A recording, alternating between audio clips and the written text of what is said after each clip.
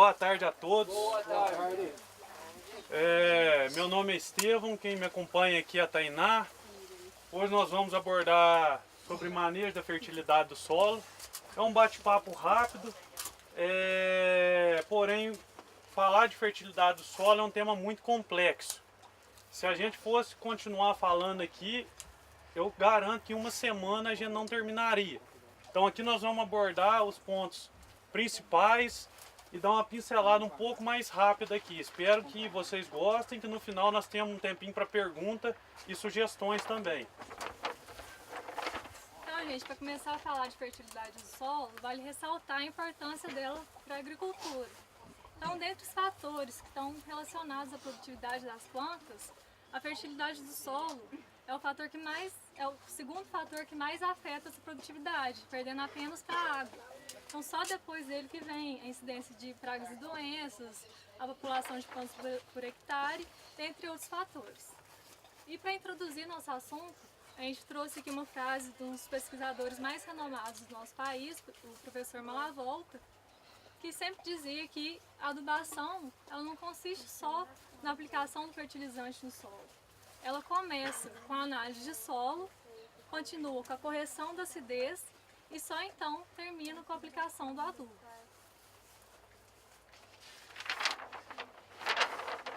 Então, por que a gente deve realizar a análise de solo? Para conhecer os teores de nutrientes que a gente tem no nosso solo e as outras características como pH, textura, CTC, a teor de matéria orgânica, e com base nessas características fazer a nossa recomendação.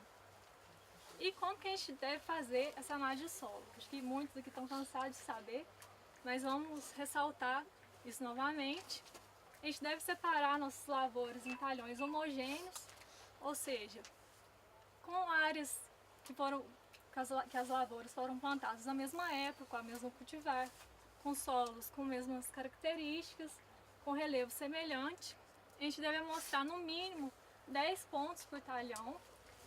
E essas amostras deverão ser misturadas, formando uma amostra composta, e dali a gente vai retirar uma amostrinha para mandar para o laboratório. E onde que a gente deve coletar essa amostra? Onde a gente aduba. E onde que a gente aduba? Na projeção da copa do cafeeiro. Por quê? Porque é ali que estão concentradas as maiores quantidades de raízes. E quais profundidades a gente deve amostrar? De 0 a 20 centímetros, como todo mundo já está acostumado, para a recomendação da adubação e da calagem. De 20 a 40 centímetros, para ver se há necessidade da realização ou não da gessagem.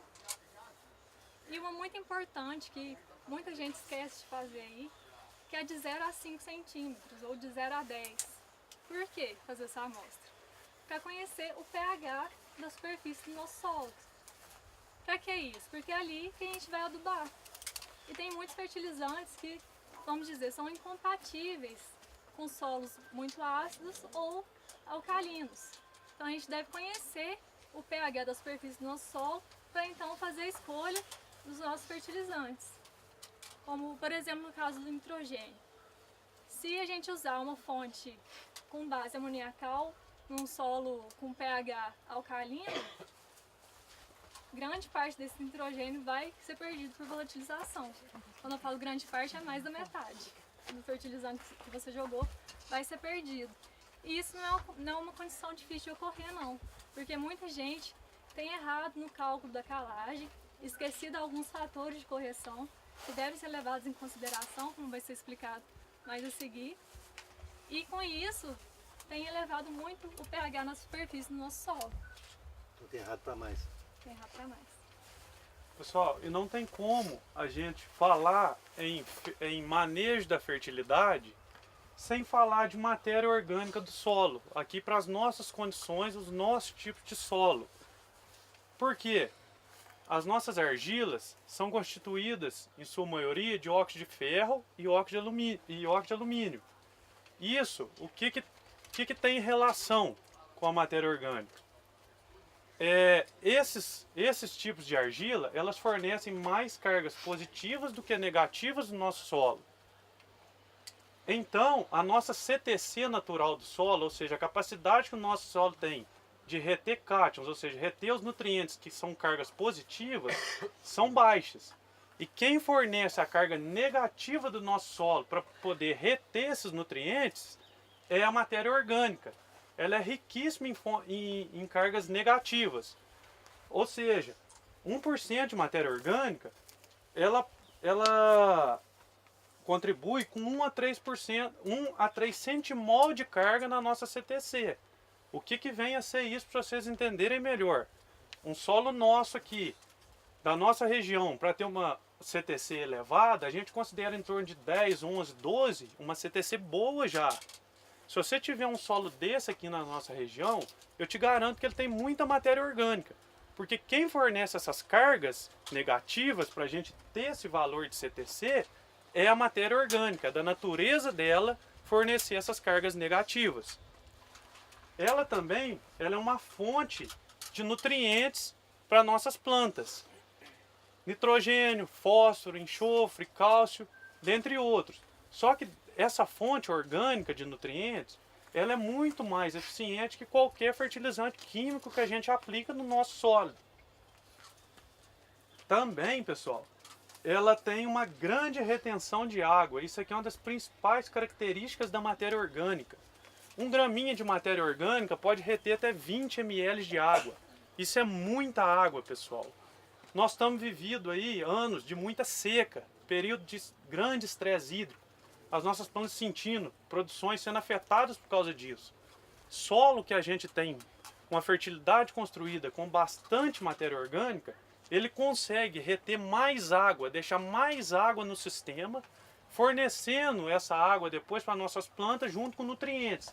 Porque nossas plantas elas não comem, elas bebem o nutriente que está ali no meio da água. Esse nutriente vai sendo liberado do solo, da matéria orgânica, na solução do solo, ou seja, na parte líquida do solo, a nossa planta vai absorvendo eles. Ela também tem uma capacidade de complexação de íons metálicos. Por exemplo, o alumínio é um elemento tóxico para o cafeeiro, inibe crescimento de raiz. E o que ela faz? Ela pega o alumínio, complexa ele, deixando ele numa forma não tóxica à planta.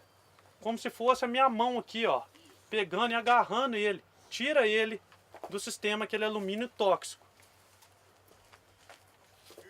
Ela também, pessoal, evita aquela variação de temperatura de solo, isso é muito interessante, tanto para crescimento radicular como para a vida do nosso solo, micro-organismos do solo, fungos e bactérias, visto que eles não, nenhum desses organismos gostam de temperatura alta. Quando a gente tem um solo exposto, a gente tem uma temperatura extremamente elevada que diminui aquela vida microbiana do solo. E em alguns micronutrientes, ela ajuda a aumentar a absorção, ela adsorve, ou seja, ela pega aquele micronutriente e maximiza a disponibilidade dele para as plantas, como no caso o boro. O boro é um nutriente, pessoal, que ele é extremamente lixiviado. A única forma da gente conseguir segurar ele no nosso solo é através da matéria orgânica, que ele forma um complexo com esse boro, deixando eles nas camadas mais superiores e sendo depois disponível para a planta. E a calagem? Por que a gente deve fazer calagem?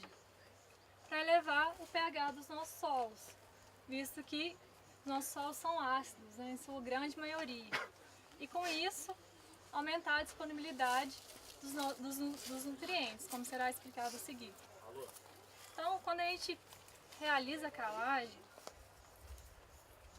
no calcário a gente tem carbonato de cálcio e carbonato de magnésio. Então, quando a gente aplica no solo, ele vai se dissociar, então vai fornecer magnésio, vai fornecer cálcio, sendo que o calcário é a fonte mais barata de fornecimento de cálcio e magnésio. E o carbonato, ele vai reagir com o hidrogênio, transformando ele, então vai diminuir a concentração de H+ no solo, ou seja, vai diminuir a acidez, vai elevar o nosso pH. E ao retirar esse hidrogênio, ele vai liberar uma carga, ou seja, vai elevar a CTC do nosso solo. Esse carbonato também ele vai reagir com o alumínio, vai transformar esse alumínio de uma forma que não é tóxica para as plantas, diminuindo a acidez também de forma indireta. E o gesso? O gesso, quando necessário, ele vai neutralizar o alumínio em subsuperfície e fornecer cálcio também nas camadas mais profundas do solo. Então, no gesso a gente tem sulfato de cálcio, que é muito solúvel. Então, quando a gente aplica no solo, ele vai se movimentando para as camadas mais profundas. Então, vai fornecer o cálcio lá embaixo para as raízes. E raiz, para crescer, precisa de cálcio. Então, isso vai estimular o crescimento radicular em profundidade. E esse sulfato vai reagir com alumínio. Vai virar sulfato de alumínio, que é uma forma que não é tóxica para as plantas. Então, esse alumínio que estava impedindo o crescimento radicular lá embaixo, que era tóxico, deixou de ser tóxico. E isso também vai estimular o crescimento radicular. E as raízes vão crescer e vão buscar água em profundidade, sendo assim elas vão poder suportar mais condições de estresse, como seca. Então, pessoal, como que nós fazemos calagem e gessagem?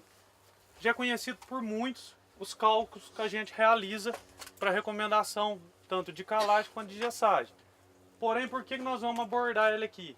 Porque tem sido observado em campo muitas situações onde o pessoal tem aplicado de forma errada esses corretivos.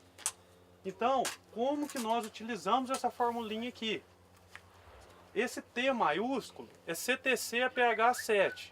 Lá na nossa análise de solo é fornecido esse T maiúsculo. O V é saturação por base, é quanto de base nós temos no nosso solo. Nós queremos nesse solo nosso de cálcio, magnésio, potássio. 1V é fornecido lá na nossa amostra. Tem um valor de V lá, que aqui a gente utiliza como sendo V1. O V2 é para quanto nós queremos elevar essa nossa saturação de base. No cafeeiro nós utilizamos entre 60% e 70%. Então, como nós fazemos? Nós pegamos aquele valor desejado, nosso 60 ou 70, e subtraímos do V que nós temos na análise de solo. Feito isso, a gente multiplica pela nossa CTC/pH7 e dividimos pelo PRNT. O que é PRNT? Quando nós compramos um calcário, nos é fornecido PRNT. É o poder relativo de neutralização total desse calcário. O que é isso? Quanto do meu calcário reage num período de 3 meses, desde que tenha água no ambiente, pessoal. Feita essa conta, a gente tem que multiplicar por 2 fatores de correção. O que são esses fatores de correção? Essa fórmula ela foi desenvolvida para uma calagem em área total e também para incorporação numa camada de 0 a 20 centímetros. Só que em muitos dos casos, na maioria dos casos na verdade, nós fazemos a nossa calagem em um cafeeiro que já está implantado. Então nós não temos como incorporar esse calcário. Então nós utilizamos o FC1, que é o fator de... o FC2 quer dizer. E o FC1 é quanto de calcário eu vou aplicar na minha área. Eu vou aplicar em área total ou vou aplicar só em uma linha do cafeeiro. Por exemplo, eu tenho um cafeeiro que ele é plantado 3,5 metros entre linhas. E eu quero fazer minha calagem 1 metro de um lado do tronco, 1 metro de outro. Então eu tenho 2 metros. Só que o meu espaçamento entre linhas é de 3,5 metros. Eu não vou estar jogando meu calcário em área total, só em 2 metros, 3,5. Então eu pego 2 dividido por 3,5, eu tenho um valor de 0,57 que eu utilizo aqui. O que é esse valor? Esse valor significa que em 1 hectare, em 10 mil metros quadrados, eu vou estar corrigindo 57% dele. Não 10 mil metros, sim 5.700 metros quadrados. E o FC2 é o fator de incorporação. Por quê? O calcário ele é carbonato de cálcio e carbonato de magnésio. É uma fonte pouco móvel no solo.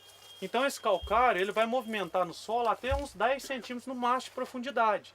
Então nós temos que considerar isso. Porque senão a gente só calcula quanto nós fizemos na faixa, mas não calculamos a profundidade que ele vai. A gente está jogando dose dobrada. Então nós fazemos. Se a gente considerar 10 centímetros, essa fórmula é para 20, a gente divide 10 por 20, a gente tem um fator 0,5. Feito esses cálculos, a gente chega na quantidade de calcário que a gente vai aplicar em toneladas por hectare, Então nós temos para 1 hectare. Já para gesso, quando a gente vai retirar nossas análises, visto que o gesso ele é recomendado para camadas mais profundas, de 20 centímetros abaixo, 20, 40, 60, 80 e assim por diante.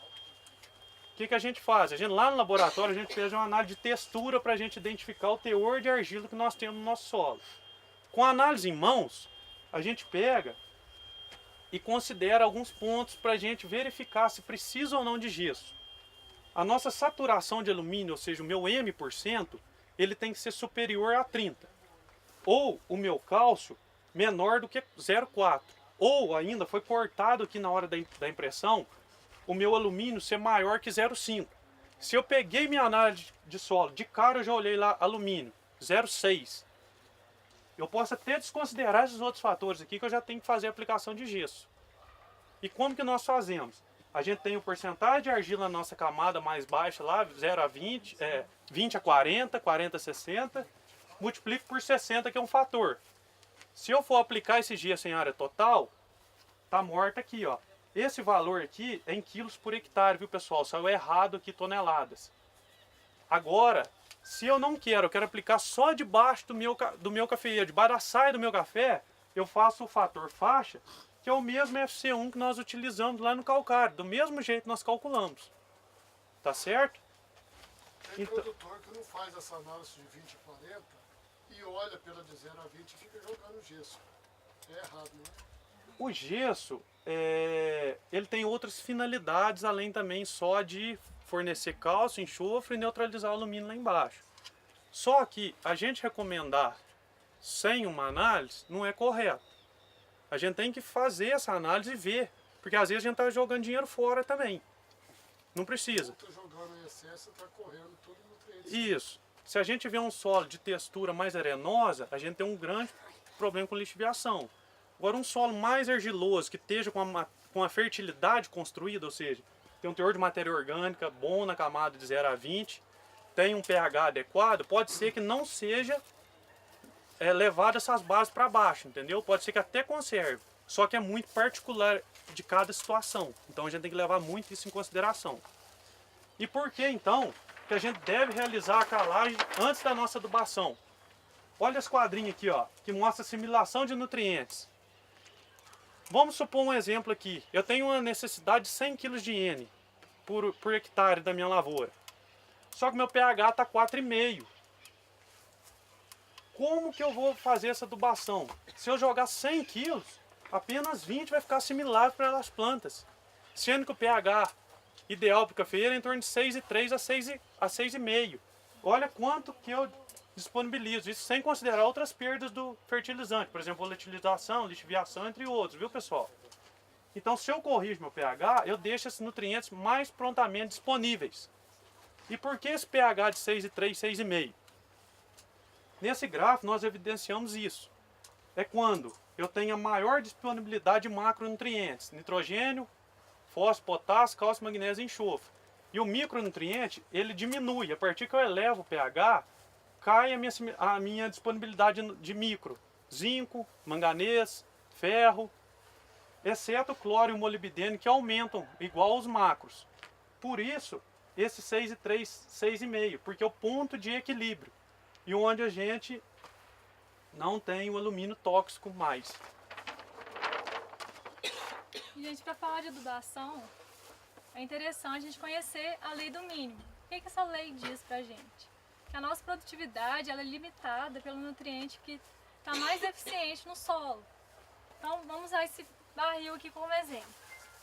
Vamos supor que esse barril cheio é a produtividade potencial máxima que a gente pode ter, caso todos os nutrientes estivessem em níveis de excelência. Porém, se pelo menos um nutriente estiver abaixo do nível crítico, ele vai limitar a nossa produtividade, ou seja, nosso barril não vai encher. E resumindo, tudo sobre adubação, a gente tem um conceito 4C que diz o seguinte, que a gente deve usar a fonte certa, na dose certa, na época certa e no local certo. O que isso significa?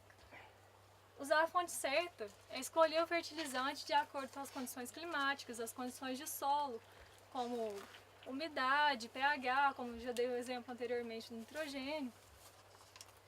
É a dose certa, com base na análise de solo, ver o que precisa fornecer além daquilo, de acordo com produtividade esperada da cultura, na época certa, que é anterior à época de maior demanda da planta pelos nutrientes, e no local certo. Ou seja, não adianta nada eu jogar meu adubo no meio da rua, sendo que as raízes do cafeeiro estão localizadas na projeção da saia.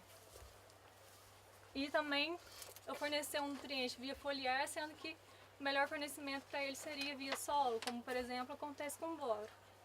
Pessoal, então, quando a gente faz todo o manejo da nossa fertilidade, nós queremos chegar num solo com teores adequados de nutrientes, pH adequado, alumínio zerado, vamos falar assim, sem saturação de alumínio. Então, o que seria uma análise solo ideal para o cafeeiro?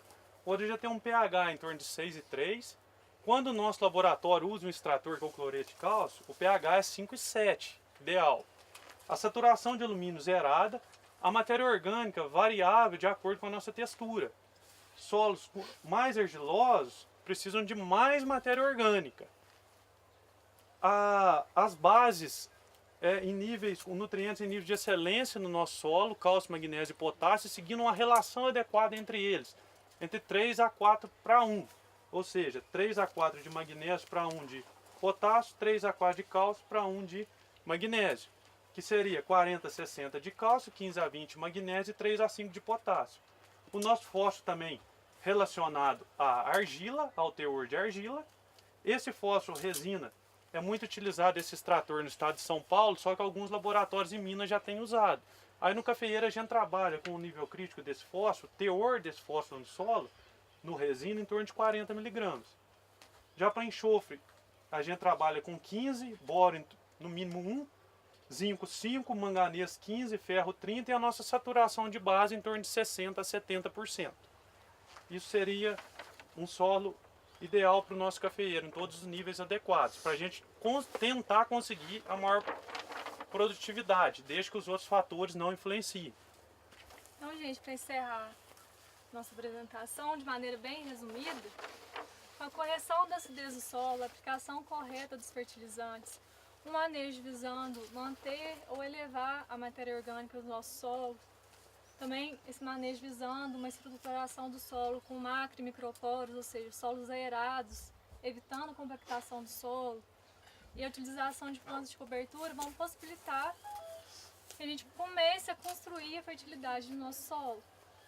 E com isso, o que a gente vai conseguir futuramente? Um tamponamento do solo, ou seja, esse solo vai ter uma resistência maior em alterar o seu pH, uma resiliência do sistema, que vai possibilitar uma maior estabilidade de produção frente a diversos tipos de estresse. Pessoal, é isso que nós tínhamos para apresentar. Nós gostaríamos de agradecer a atenção de cada um de vocês. E falar, nós estamos à disposição para algum questionamento, pergunta ou até mesmo sugestão. Tem uma pergunta.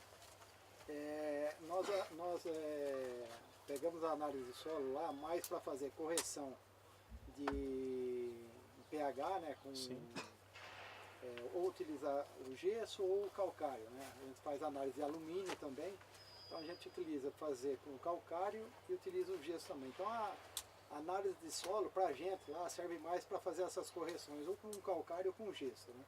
Agora na aplicação do NPK, a gente leva muito em consideração a produtividade. Sim. E a minha pergunta vai nesse sentido. Quanto que vocês recomendam por nitrogênio por saco por hectare, alguma coisa assim? Você tem esse número? Existem vários manuais de recomendação. Existe um manual que segue esse que o senhor disse aí em relação à extração. Existem outros que consideram o teor do nutriente no solo e a produtividade. Eu, particularmente, gosto mais desse, que mostra o que eu tenho no solo e a minha produtividade. Por quê? Porque às vezes eu tenho um teor bem elevado no meu solo já, por exemplo, potássio. E eu tenho uma safra alta, acima de 60 sacas, 80, 100 sacas. Se eu aplicar só na extração dele, eu vou estar aplicando uma grande quantidade e meu solo já tem bastante. Então tem uma certa competição de absorção entre nutrientes. Se eu aumentar muito meu potássio, eu diminuo minha absorção de cálcio e consequentemente de magnésio também. Então tem todas essas relações que a gente tem que levar em consideração. Por quê? Cálcio me atua direto em proteção na planta. Ele é barreira, ele é parede celular. Então, entrada de doença, resistência da planta, entendeu? Então, por isso que eu particularmente não gosto muito de utilizar só A produtividade. a extração, entendeu? Eu acho ideal a gente pegar vários manuais, tirar o que é melhor de cada um e utilizar como se fosse um mix dos manuais. Tem produtor que já reprodutor que aduba o café no meio do tronco. Aquilo ali é recomendável que o adubo seja na lateral, na ponta da guia. Eu já vi o produtor jogar no tronco. Ó, isso é muito relativo, porque é o seguinte, no tronco a gente aumenta muito a salinização ali perto do tronquinho, se a gente jogar concentrado. Então você pode afetar um pouco o raiz ali, entendeu? O ideal é que a gente jogue debaixo da nossa saia, debaixo da saia do cafeeiro, porque é onde a gente tem a maior concentração de raízes absorventes, as raízes que vão absorver os nutrientes, e de forma espalhada. A gente não jogar um montinho aqui debaixo da saia, a gente joga debaixo da saia, só que todo espalhadinho. Certo? Mais algum questionamento, pessoal? A adubação de pêndulo, aquela adubação pendular, ela consegue fazer, no caso, ou ela manual, ela acaba sendo melhor. A mecanização, ela consegue atender uma adubação boa. Você fala adubação de pêndulo? No caso, as adubadeiras pendulares, ela não joga igual o disco, né? Ah, entendi. Aqui vai fazendo assim. Sei. Tem que ser regulado. Depende do teu equipamento. Se você, Motorista, não. A pecinha. se você conseguir regular o seu equipamento de forma que atenda a sua demanda, a sua necessidade, ele vai muito bem. Só que aí entra um outro fator que é o operacional. A pessoa que está manuseando, realizando aquela operação. Então você tem que levar em consideração isso. Tem mais uma pergunta. Você sabe me dizer quanto que tem de NPK na palha de café? De cabeça, Palha do café, potássio tem 3 eu acho que eu tenho ela aqui. Eu acho que é em torno de 3% de 3% potássio. É, 0,015 eu acho de fósforo. Nitrogênio é alguma coisinha. Por aí. Eu tenho que achar ela aqui. Posso ficar? Fósforo eu acredito que é em torno de 0,15 a 0,2. Nossa, é muito pouco. Palha nova. E de nitrogênio eu creio que é em torno de 1,5 por aí. Agora eu não estou achando ela aqui de cabeça, eu não lembro. Na moto Sordel, pode ser. É mais ou menos isso. Isso aí pode ser levado em consideração também para reduzir a Adubação. Com certeza, mas aí você tem que levar em um outro fato em relação a isso. Quanto dessa palha vai ser decomposta em um ano? Porque ela não é toda decomposta. Então você tem que levar esse fator, essa conversão, a gente chama de fator de mineralização. A taxa de mineralização dela, entendeu? Quanto dela reage em um ano. Mais ou menos quanto você sabe? A palha eu creio que deve reagir, ela tem uma relação CN bem alta. 50. Ela deve ser 50% num ano para nitrogênio e fósforo. O potássio não tem, é só uma barreira física. Então o potássio vai liberar dentro de um ano total. Eu queria que você explicasse, você pediu o FC2, aquela falta de correção. Né? Sim, perfeito. Por favor. Palha de café tem 1,7 de N, 0,1 de K2O5 e 3,2 de K2O. 3 por favor. O FC2 é quanto do meu calcário incorpora no solo. Ele é pouco móvel no solo. Essa fórmula foi criada para a gente fazer uma calagem até 20 centímetros de profundidade. Como que a gente faz essa calagem até 20? Quando a gente joga e passa revolvendo o solo. No café não incorpora. No café, estando implantado, a gente não consegue. Sim. Então, esse calcário ele é pouco móvel ali no perfil, ele vai até 10 centímetros só. Como essa análise foi feita para até 20, então se eu fizer essa recomendação direta, sem considerar a profundidade que ele incorpora no solo, eu vou estar jogando dobrado, certo? Então o que eu faço? Eu pego 10, que é até onde ele vai, e divido por 20. 20 porque é o total, é a fórmula. A fórmula aqui ele manda até 20 centímetros, a recomendação dela é de 0 a 20. Então FC2 é fixa, então é 10 e 20. Ou, Não, ou depende, pode, solo não, mais depende do argiloso, solo. Você considera Tem muito- 7. Isso, solo extremamente argiloso é no máximo 7. O que é solo argiloso? Solo argiloso é quanto mais argila a gente tem. Quando você pede a análise de textura, vem lá, porcentagem de areia, silt e argila. Quanto mais argila eu tenho, é um solo argiloso, entendeu? O solo argiloso ele tá acima de 40 ou 45% de argila já é considerado um solo argiloso. Você faz, ela agrega na sua mão. A cor de terra, sabe? A terra que a gente fala, a cor de barro, o barro. Mais algum questionamento, pessoal? Gostaria de agradecer a atenção de cada um de vocês, então, se não tiver mais nada. Obrigado.